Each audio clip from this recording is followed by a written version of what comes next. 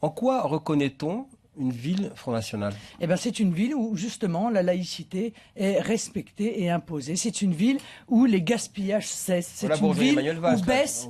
Ardent défenseur de la laïcité. C'est une ville où vont baisser les impôts, en tout cas, le plus rapidement possible, étant entendu qu'il y a un certain nombre de ces villes qui sont dans une situation financière dramatique. Alors, vous avez dramatique. Quel gaspillage? Où est-ce que vous faites des économies, madame? Oh, mais il y a des tas de gaspillages qui sont effectués dans les mairies, comme il y en a d'ailleurs dans les conseils régionaux, des dépenses de communication absolument inouïes.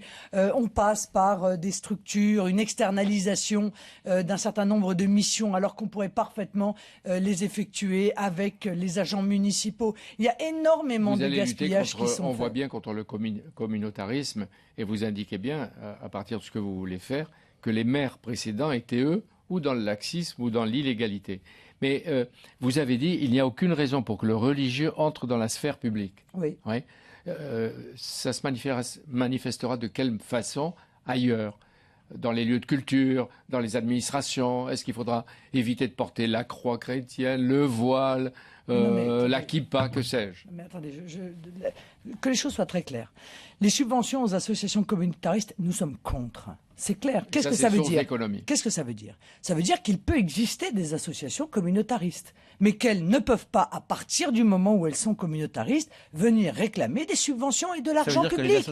Il faut qu'elles vivent avec les adhésions de ceux qui veulent participer parce qu'ils ont eux-mêmes une vision communautariste à ces associations. Donc c'est aussi simple que cela. Et je vous rappelle encore une fois que c'est quand même l'esprit de la France, c'est quand même l'esprit de notre Constitution. Et c'est si vrai que quand Nicolas Sarkozy, monsieur El Kabbach, avait confié à Simone Veil le soin d'introduire le concept de communautarisme dans la Constitution, elle a refusé cette mission. C'est donc bien que le communautarisme est contraire à nos valeurs, est un danger. Bien sûr, moi je crois que le communautarisme est le cancer de la société française. Voilà, je le crois.